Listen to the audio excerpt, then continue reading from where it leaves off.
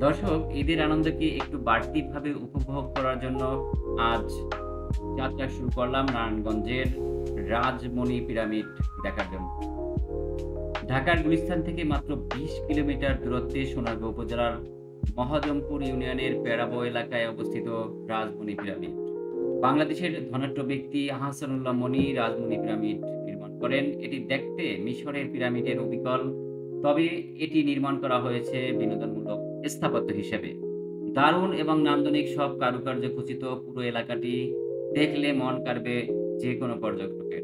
দর্শক, নারায়ণগঞ্জের রাজমণি পিরামিডের অভ্যন্তরস্থল থেকে আপনাদের সকলকে স্বাগত জানাচ্ছি। আমি গিয়াসউদ্দিন আল মামুন।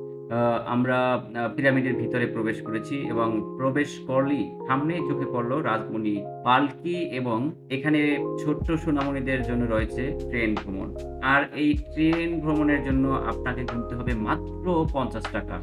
দেখুন, বাচ্চারা কি সুন্দর আনন্দে মেতে উঠছে। দারুণ! বেশ চমৎকার! খুব সুন্দর। দর্শক, আপনাদেরকে বলে রাখছি যে রাজমণি পিরামিড এবং বাংলার তাজমহল দুটো স্থানই কিন্তু ভ্রমণ করা যায় এক টিকিটে। তো এক টিকিটে এই ২ টি জায়গা ভ্রমণের জন্য আপনাকে ফি দিতে হবে মাত্র ৳২০০। দেখতে, দেখতে আমরা আরেকটু সামনে চলে আসলাম। আমাদের দৃষ্টিগোচর হলো কিছু পুরনো গাড়ি। এই গাড়িগুলোই সিনেমার শুটিং এ ব্যবহার করা হতো। চোখে পড়ল বন্যপ্রাণীর কিছু বন্যপ্রাণী রাখা হয়েছে দর্শকদের দৃষ্টি করার জন্য। কিছু কুকুর, একটি বাঘের মূর্তি এবং একটি বানর দেখতে পাচ্ছি আমরা খাঁচায় বন্দী এবং দর্শনার্থীরা সেখানে ভিড় জমাচ্ছে সেগুলো দেখার জন্য। দর্শক, রাজমণি পিরামিডের অভ্যন্তরে প্রবেশ করলেই বোঝা যাচ্ছে যে এর ব্যবস্থাপনা বিভাগ কতটা বৃক্ষপ্রেমী। এই পিরামিড এলাকার ভিতরে প্রায় কয়েক হাজার ঔষধি ফুল এবং ফলের গাছ রয়েছে। দর্শক, আমরা এখন চলে আসছি এই রাজমণি পিরামিডের সবচেয়ে আকর্ষণীয় স্থান পাখির মেলার কাছে। এখানে মাত্র ৳২০ টিকিটের বিনিময়ে আপনিও স্পর্শ করতে পারবেন বিভিন্ন প্রজাতির পাখি। দেখুন এই বাচ্চাটি কত সুন্দর পাখির সাথে বন্ধুত্ব করছে। পাখির সাথে সে হাঁটছে, পাখি ধরছে, আবার পাখিকেই কোলে তুলে নিচ্ছে। এমন দৃশ্য একেবারেই বিরল। তবে আপনি রাজমণি পিরামিডে আসলে এমন দৃশ্য অবশ্যই উপভোগ করতে পারবেন। এমন দৃশ্য অথবা এমন সুযোগ যদি আপনি হাতছাড়া করতে না চান, তবে আপনি রাজমণি পিরামিড একবার হলেও ভ্রমণ করে যাবেন। আমার কাছে রাজমণি পিরামিডের এই বার্ড গ্যালারিটা অনেক সুন্দর এবং আনন্দঘন মনে হচ্ছে। আপনি যদি ইচ্ছে করেন তাহলে আপনি অথবা আপনার বন্ধু-বান্ধব সহ একবার হলেও ঘুরে যেতে পারেন রাজমণি পিরামিড। বার্ড গ্যালারি থেকে আমরা বের হলাম। আর এখন যাত্রা শুরু করব রাজমণি পিরামিডের মূল আকর্ষণ পিরামিড এলাকা। আপনারা দেখতে পাচ্ছেন পিরামিডের প্রবেশ পথ। এখান থেকেই আমরা রাজমণি পিরামিডের যে পিরামিড অংশ সেই অংশে প্রবেশ করব। তবে প্রবেশ করার বাহিরের অংশে বেশ সুন্দর, সুন্দর ফুলের গাছ রয়েছে। আমরা এখন রাজমণি পিরামিডের ভিতরে প্রবেশ করব। এই যে রাস্তা দেখছেন আপনারা, এই রাস্তা দিয়েই নিচের দিকে প্রবেশ করলে পিরামিডের মূল অংশে প্রবেশ করা যাবে। তবে উপর থেকে আমরা যখন নিচের দিকে যাচ্ছিলাম, তখন আস্তে, আস্তে অন্ধকার ঘনিয়ে আসছিল আর আলোর স্বল্পতা হচ্ছিল। আমরা পিরামিডের মূল অংশে প্রবেশ করলাম। এ যেন মিশরের পিরামিড। মিশরের পিরামিডের মতো একেবারে সুন্দর অক্ষত অবস্থায় মমি রয়েছে। রাজা-রানীদের মৃতদেহের যে মমি, সেই মমির মতো এখানে সাজানো আছে। এগুলো রাখা হয়েছে বছরের পর বছর অক্ষত অবস্থায় রাখার জন্য। তবে এটা কিন্তু সত্যিকারের মৃতদেহ নয়। এটা দেখে আপনার ভয় পাওয়ার কোনো কারণ নেই। এটা শুধুমাত্র দর্শনার্থীদের আকর্ষণের জন্য। তার পাশে রয়েছে রাজা-রানীদের আশাক, রানীদের অলংকার সহ বিভিন্ন জিনিসপত্র। এগুলো বেশ আকর্ষণীয়। বেশ খানিকক্ষণ ঘুরে দেখলাম এই পিরামিডের বিভিন্ন অংশ। দেখতে দারুণ চমৎকার এবং আনন্দই মনে হচ্ছিল। আমরা একেবারে শেষ অংশে চলে আসছি। এখানে দেখতে পাচ্ছিলাম যে মহারানীর যে পোশাক, মহারানীর অলংকার। আমরা এই পাশ দিয়ে বের হয়ে যাব পিরামিড থেকে। তবে ভিতরে একটু অন্ধকার থাকার কারণে শিশু এবং নারী যারা আছে তারা হালকা একটু ভয় পাচ্ছিল। সেজন্য বেশিক্ষণ আমরা অপেক্ষা করছিলাম না। এখন আমরা বের হবার পথে।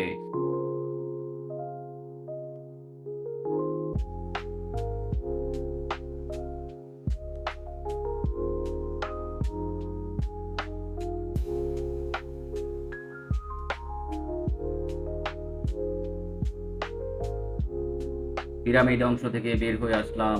একটু সামনে যেতেই দেখা গেল মুক্তিযুদ্ধের যে কামান ছিল, সেই কামান।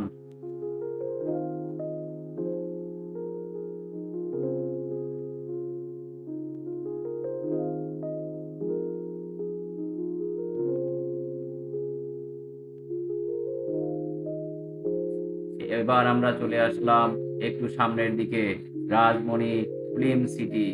এখানে দারুণভাবে সুসজ্জিত আছে। আমরা যদি একটু দেখতে পাই, এটা হচ্ছে ক্ষুদিরামের ফাঁসির মঞ্চ।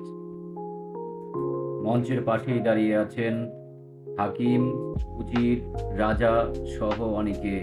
প্রস্তুত আছে যুদ্ধের ব্যবহৃত ঘোড়া, তলোয়ার। রাজমণি পিরামিডে ঘুরতে এসে আমার পিছনে যে আপনার মঞ্চ দেখছেন, এই মঞ্চটি হচ্ছে ক্ষুদিরামের ফাঁসির মঞ্চ। এই মঞ্চেই দেওয়া হয়েছিল ক্ষুদিরামের ফাঁসি। আমি বিভিন্ন দর্শনীয় স্থানে ঘুরতে গিয়েছি এবং সেখান থেকে বিভিন্ন শিক্ষণীয় বিষয় পেয়েছি। তবে রাজমণি পিরামিড এলাকায় ঘুরতে এসে একটি ব্যতিক্রমধর্মী শিক্ষণীয় বিষয় পেয়েছি। আপনারা যদি এই জায়গাটি ঘুরতে আসেন, তবে আপনারা দারুণভাবে উপলব্ধি করতে পারবেন। এবার ঘুরতে আসলাম একটি ভিন্ন গ্যালারিতে। দেখি এর ভিতরে কি আছে। চোখ পড়ল বেহুলার বাসরঘর নামক একটি স্থানের। আমরা ভিতরে প্রবেশ করার চেষ্টা করলাম, কিন্তু প্রবেশ করার কোনো সুযোগ নেই। রুমের সামনে থেকেই দেখতে হবে বেহুলার বাসরঘর। কত সুন্দর করে সাজানো বেহুলা, লক্ষিন্দর এবং পাশে বিছানার পাশে রয়েছে একটি সাপ। কিন্তু রুমটি খুব সুন্দর করে সাজানো। রুমের চারপাশ এত নিশ্চিন্ত সাজানো, কিভাবেই বা এই বাসর ঘরের ভিতর সাপটি প্রবেশ করলো, সেটি এখন প্রশ্নের বিষয়। বেহুলার বাসর ঘর থেকে বের হয়ে একটু সামনে যেতেই চোখে পড়ল আরেকটি রুম। সেই রুমে দেখা যাচ্ছিল বেহুলা লক্ষিন্দরকে কোলে নিয়ে দাঁড়িয়ে আছে। পাশে আছে একটি কুমির এবং আমরা দেখতে পাচ্ছিলাম সেই ভেলাটি, যেই ভেলাটিতে চড়িয়ে দিয়েছিল লক্ষিন্দরকে।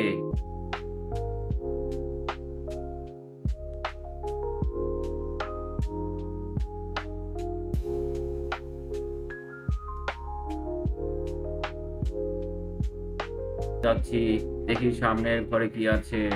একটু সামনের ঘরে যেতেই দেখা গেল একটি রাজবাড়ি। দেখতে যেমনটা সুন্দর, এতে মনের ভিতরে আরেকটা নতুন শিহরণ তৈরি করে। আমরা দেখলাম যে এই বাড়িটি হচ্ছে আওয়াল রাজার রাজবাড়ি। রাজবাড়ি যেমন করে সাজানো থাকে, ঠিক তেমনি করে সাজানো আছে এই বাড়ি। এটি একটি সিনেমা হল এবং আপনারা যে দরজাটি দেখতে পাচ্ছিলেন, এই দরজাটি মনে হয় এই ভবনের শেষ অংশ। তবে ভিতরে প্রবেশ করার কোনো সুযোগ না থাকায় আমরা ভিতরের দিক প্রবেশ করতে পারিনি।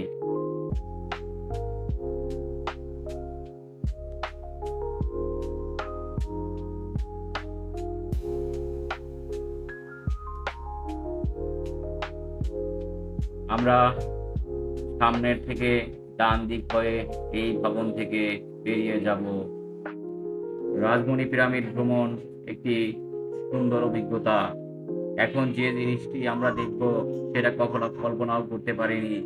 এটি হচ্ছে বাংলাদেশের অথবা বিশ্বের বিভিন্ন সময়ে সিনেমা তৈরি করার বিভিন্ন যে যন্ত্রাংশ, সেটি জাদুঘরের মতোই এখানে রাখা হয়েছে। অতীতকালে যে যে জিনিসপত্র দিয়ে সিনেমা তৈরি করা হতো এবং সিনেমা প্রদর্শন করা হতো, তারই কিছু বাস্তবধর্মী নমুনা এখানে সংগ্রহ করে রাখা হয়েছে। এগুলো আমরা কখনো স্বচক্ষে দেখার সুযোগ লাভ করিনি। তবে রাজমণি পিরামিডে এসে এটি দেখে নতুন একটি অভিজ্ঞতার সম্মুখীন হলাম।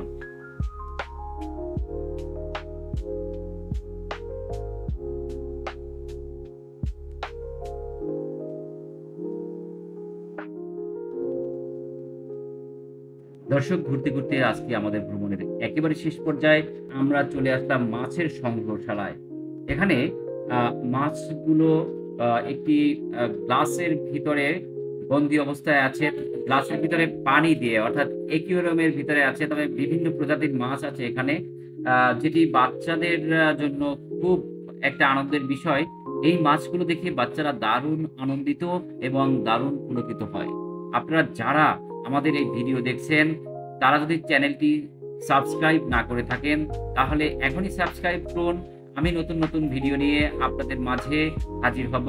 সেই প্রত্যাশায় আজকের মতো খোদা হাফেজ।